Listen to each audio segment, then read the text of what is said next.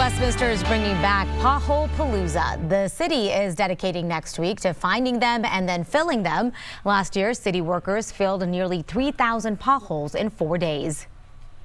Well, every Tuesday, traffic expert Jason Luber tackles a topic driving you crazy. The potholes are not fun right now, but this week, Jason, we're focusing on the toll lanes on I-70 in the mountains. Yeah, because somebody wants to know why they're not open all the time. It seems like there's a patchwork of days that they're open and days that they're closed. It was Dave from Littleton who wrote to me saying, what's driving you crazy? Why are the toll lanes on I-70 only open Friday to Sunday? I understand they sometimes need to be closed for maintenance, but they seem to be closed every Thursday and Monday. I want to use it. They are closed more than open. Well, the reason they're closed more than open, Dave, is because the I-70 Mountain Express lanes, also known as the peak period shoulder lanes, are technically an interstate shoulder that have been converted into a travel lane. There is one lane for both directions of I-70 between Idaho Springs and Empire, and the compromise CDOT made with the Federal Highway Administration to transform the shoulder into a travel lane was to agree that the lanes will only be open for a certain number of days and for a certain number of hours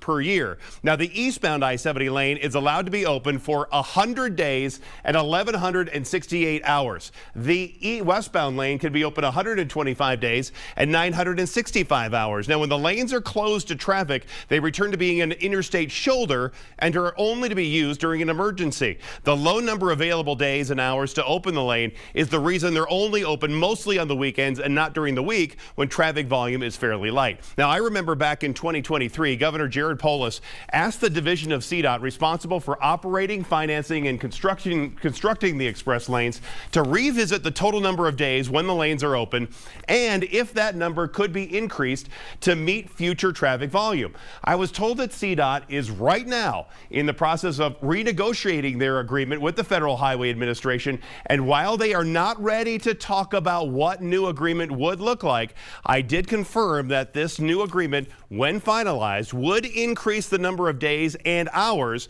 the Mountain Express lanes could stay open. In the online version of the story, I go much more in depth about how the weather can play a role in when the Mountain Express lanes are open or when they're closed, and how the new Floyd Hill Express lanes will tie into all of this, and how that could actually create a brand new bottleneck when it opens in the next several years.